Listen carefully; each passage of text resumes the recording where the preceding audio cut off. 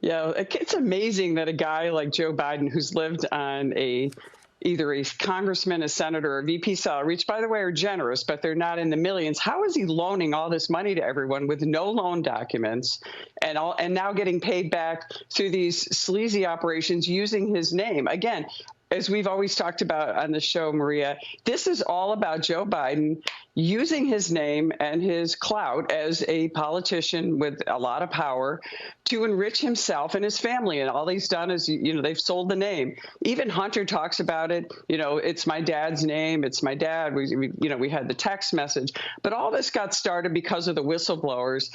And the whistleblowers revealed the information and the data we needed because we had this stuff wasn't available. We've been subpoenaing. They're denying subpoenas. Hunter Biden denied a subpoena. We had Eric Swalwell, which looks like he may have been aiding and abetting a contempt of a subpoena the other day when Hunter refused to testify, showed up in Washington, went to the Senate side of the Capitol, but refused to come in under a subpoena. And this is the kind of, if this were a Republican, if this were someone of the Trump administration, they would be in jail or they would be held in contempt of Congress and be heading there.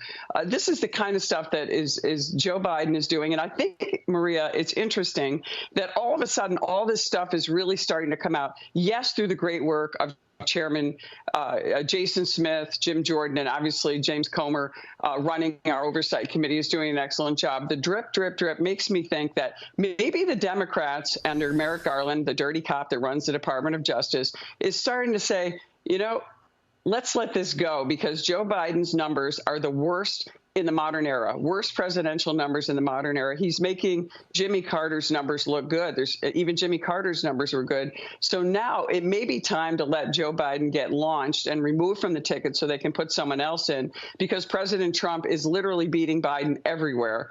And so this is corruption. The Democrats are starting to face the reality and just, whether it's the daughter coming out with tax evasion, the tax evasion that was the slow walk by the IRS, not, letting Hunter forgive some of the worst of his tax evasion, and now refusal to, as James Comer just described, his buddy, the wealthy lawyer who paid his taxes at the last minute in 2020, right before the election because of political reasons, which was revealed in one of those emails where Joe Biden, as the vice president, was using a pseudonym, to try to deflect from this. 20 shell companies, dozens of bank accounts and foreign entities that make it almost impossible to pick up this web.